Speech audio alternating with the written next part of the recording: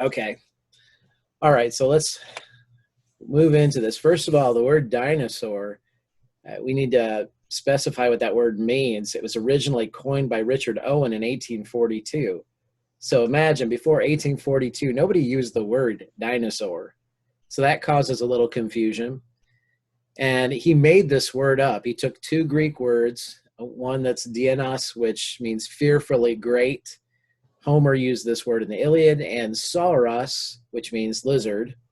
And so we hear that word soar quite a bit because it's the first part of the word is usually descriptive and of what kind of a dinosaur it was. And then the second half just says lizard. So he coined a new term, dinosaur, that didn't exist before 1842.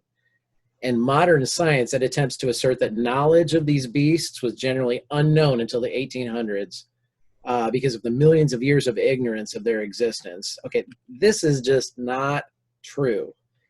And this is where a lot of people get caught because, they think it's a recent phenomenon to study dinosaurs. It's really not. Okay. So two primary questions here. Does the Bible mention dinosaurs, one? And two, did ancient peoples know of the existence of dinosaurs? So just based on our belief, remember, like we were talking about philosophy last night, your starting point, we believe. And so we believe God created all living creatures. What we see in Genesis 1, that's when that happened. I'm a person who believes that was approximately 6,000 years ago. Some people say 10,000, but I wouldn't go beyond that. And in fact, there's a layer around the Earth, the electromagnetic pull around the Earth. If you go past 10,000 years, life wouldn't even be possible on Earth because the electromagnetic field would be too strong. But nobody talks about that. Yeah, anyway. same goes with the salt in the ocean. Right. The salt, yeah, there are many things that if you have an open mind, you'll acknowledge could not have been, okay? But that's, godlessness versus belief, okay? So verse 21 says God created the great creatures. That kind of jumps off the page, the great creatures of the sea. So that means large, big, enormous, and every living and moving thing which teems in the waters according to their kinds. And that was on day 5.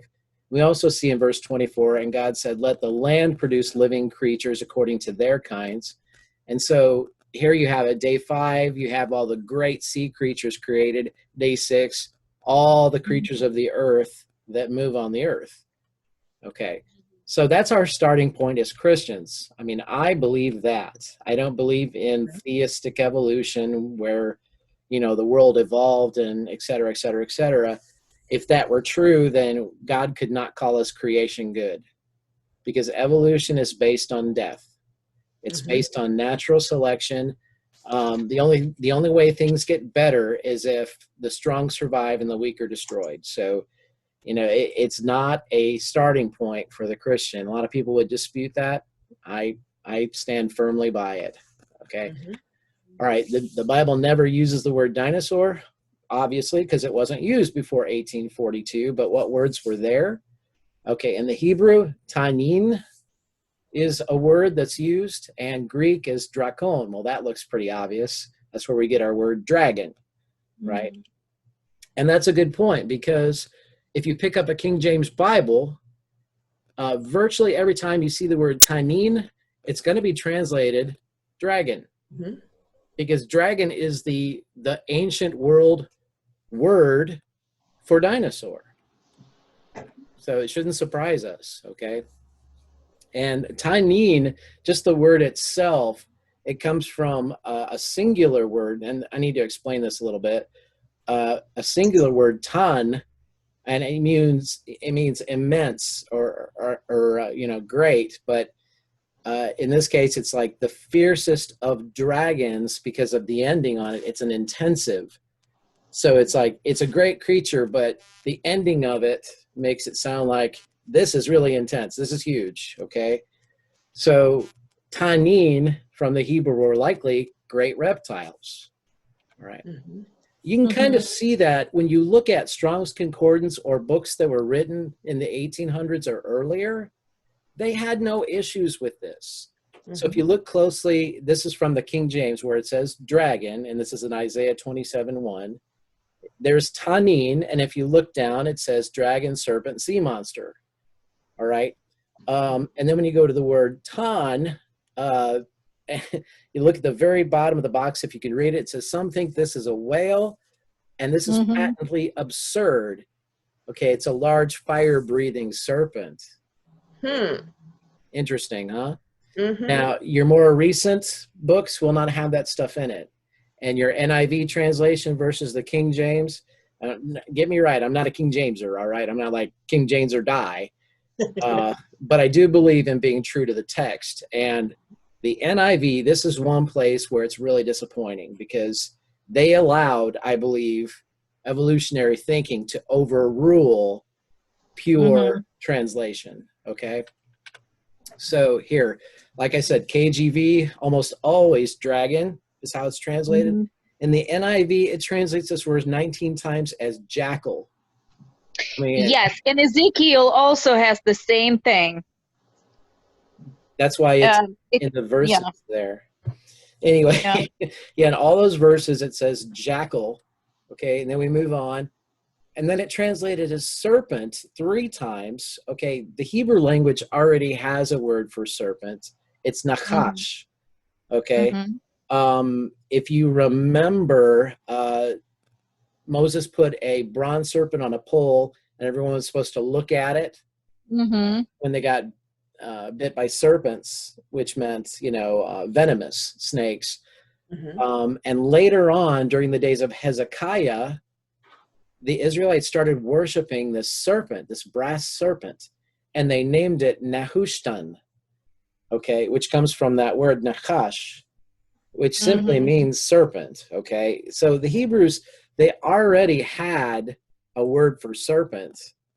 They didn't need another one, so it's interesting that they translated it that way. But also, this word that we're talking about, tanin, it was used in reference to Leviathan. We'll talk about Leviathan in a minute, in Jeremiah. So, it's unlikely that we're talking about a jackal or just a common snake when you see this word. You're talking about something much different.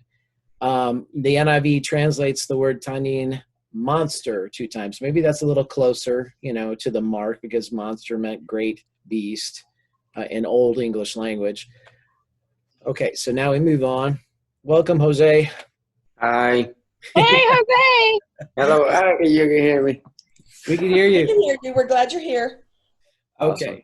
so Yippity.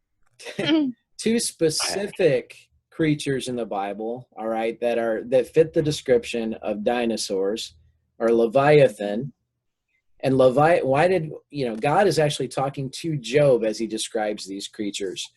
And Leviathan is the greatest of the sea creatures. That's why God chose to talk about that creature when he's telling Job, do you really know what you're talking about when you describe who I am?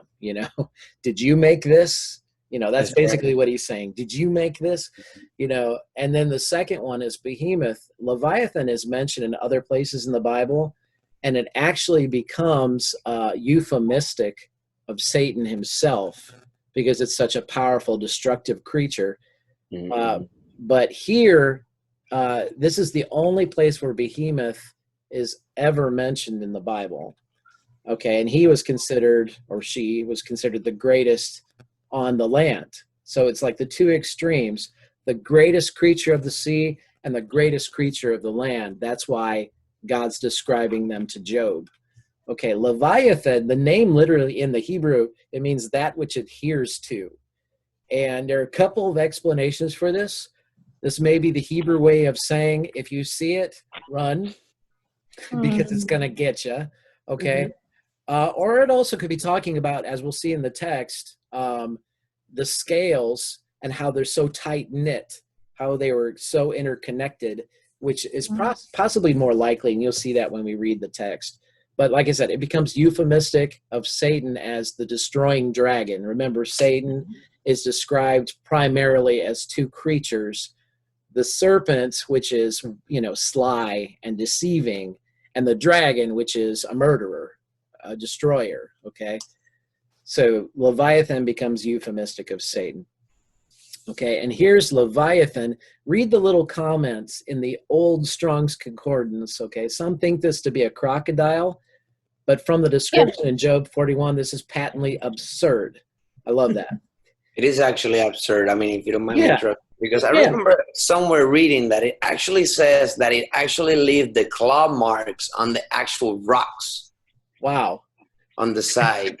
Something like that. It was saying. I was actually hearing to a Science, Scripture, and Salvation School. It's like a research institute for creation research. Yeah. So they were actually they talk about this all the time. They were actually talking about this the other day, and I don't know where he was actually saying. I don't know where it was the the exact location of it, or where he read it from, but yeah. If you read the comments there, it says it appears to be a large fire-breathing animal of some sort, and we'll read that. It really does. But, some people say, oh, that's absurd that, an animal could breathe fire. And then it puts in the comments, just like the bombardier beetle, can produce an explosion from two chemicals it shoots out. So, is that above God's abilities? No, God could do that. So let's read about Leviathan now.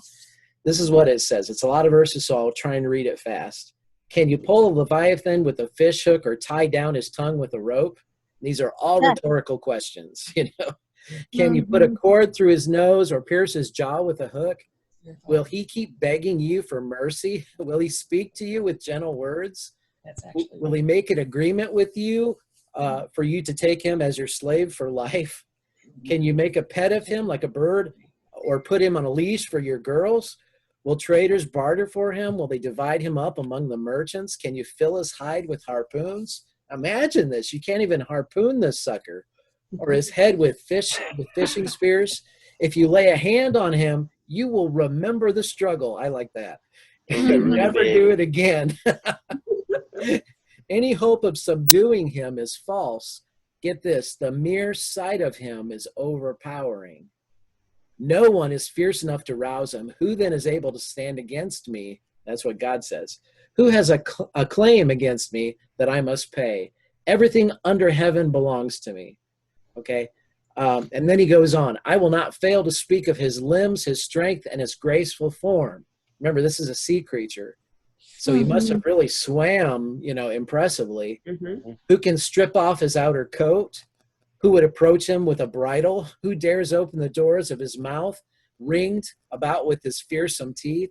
Now get this. This is maybe where his name came from. His back has rows of shields, tightly sealed together.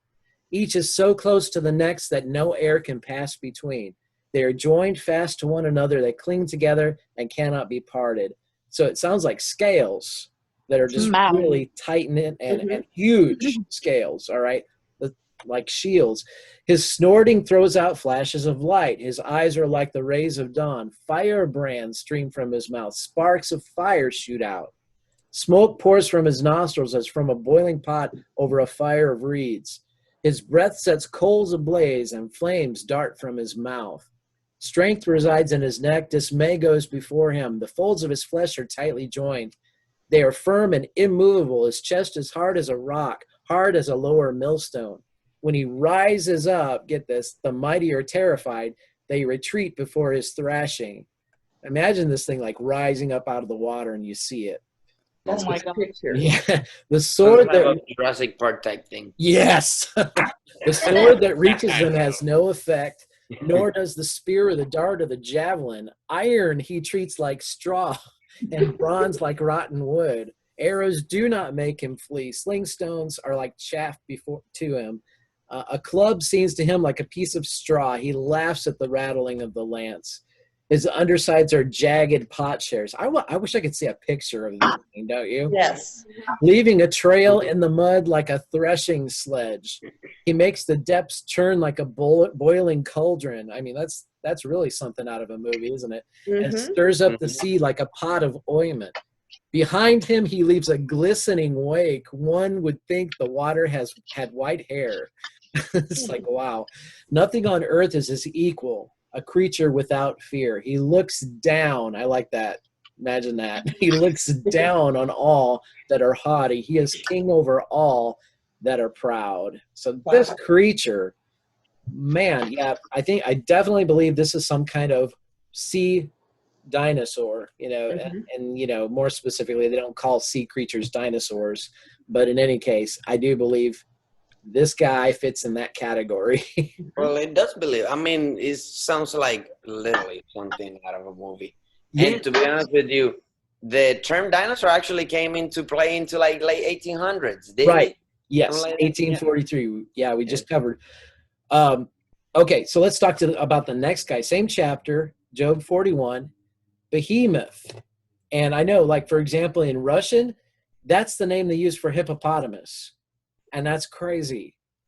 Yeah. Well, that is crazy because over here, I have the one over here open. It says in Job 40:17, it says, his tail sways like a cedar tree. Yeah, we'll get to that.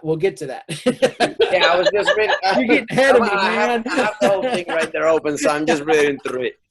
Great, that's great. But yeah, behemoth. This is such an interesting thing in the Hebrew language. This is one of the reasons I love Hebrew. Okay, so we just talked about the greatest of the sea creatures. This is the greatest of the land creatures.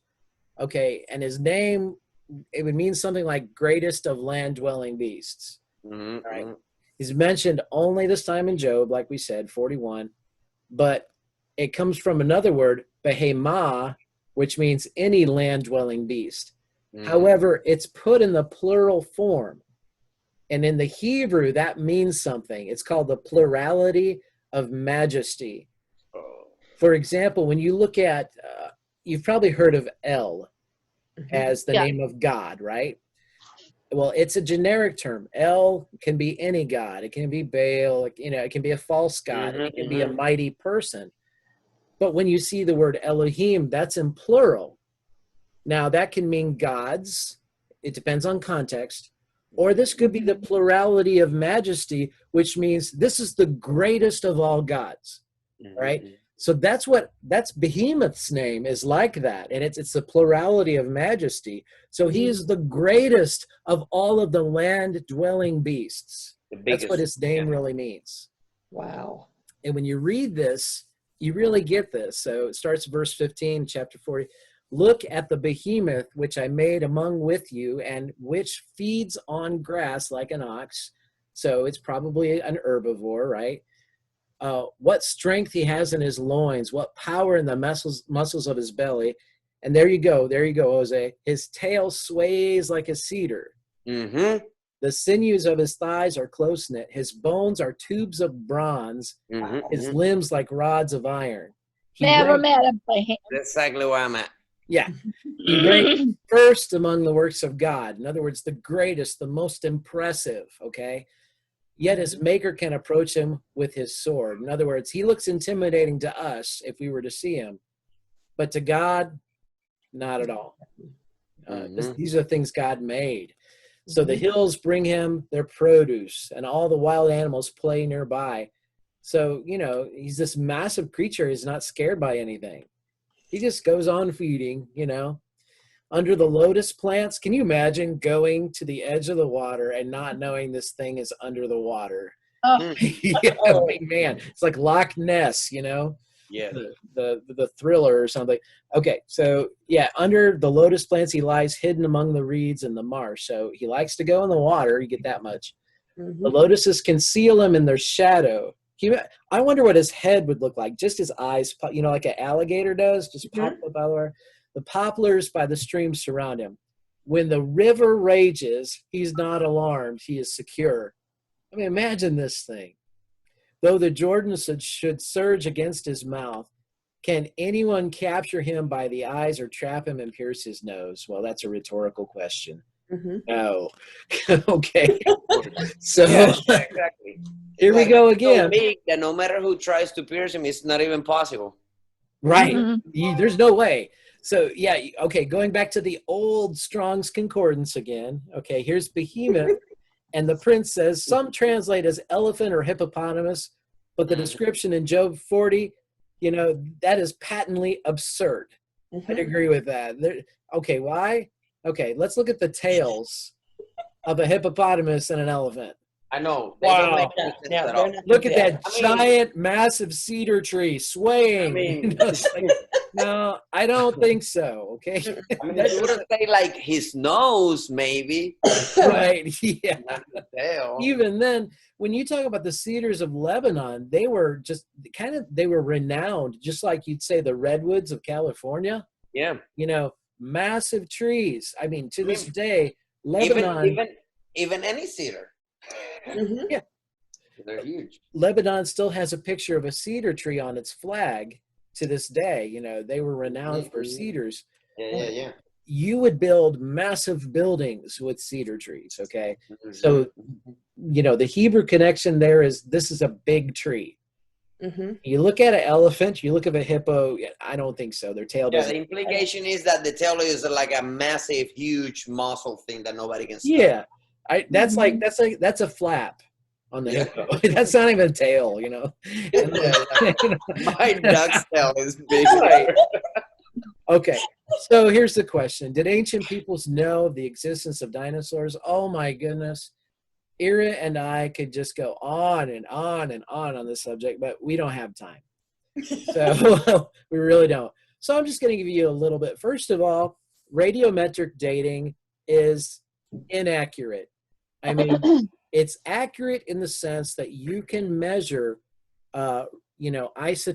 radioactive isotopes and things. Exactly. But that's all you know. It's all based on assumption. It's a lot of assumptions. Yeah. You don't know what elements have affected it. A fossil, for example, you don't know water, sun, any you of don't have a constant either. Exactly. Right. And, after some elements have radioactively decayed, they turn into other elements. So, radioactive, Ira's mother, at the time she was an atheist, she's a chemist, and she said, it's like 50% accurate. Not even. To be honest with you. It's not worth giving our attention. Well, it's only if it is a closed system. So when they have special boxes that are they're like vacuum, inside, they're so tightly closed. Those are specific given then you conditions, can run it. They are, I mean. Yeah. Okay. Here's some petroglyphs and an actual rock carving. Okay, petroglyphs, that's, pictures that people have etched in stone throughout the millennia, right? And then the very center, this is a temple that was built in Cambodia in the 1100s. And this blows people's minds, but it looks like a stegosaur is right, in that medallion there. So, and there's stuff like this everywhere, all right? Here's fossilized human footprints, a human handprint. Okay, how did that happen? Okay. Exactly. Not to mention when you have like very delicate things like a dragonfly's wing or a spider or, the list goes on and on and on. How in the world do you fossilize something like that? Because the typical litany from an evolutionist is something died and then it got covered and then it got covered some more. And this process takes thousands and millions of years and then eventually it becomes a fossil. Okay.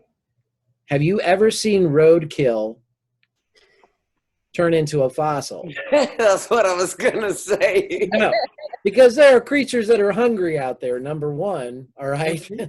Not only that, I mean, we're organic matter. I mean, we start gaining immediately after we have nothing else. So for things with such delicate tissue to be fossilized, they had to be locked into mud almost very quickly. and with so much pressure that it pushed all the oxygen out. Yep.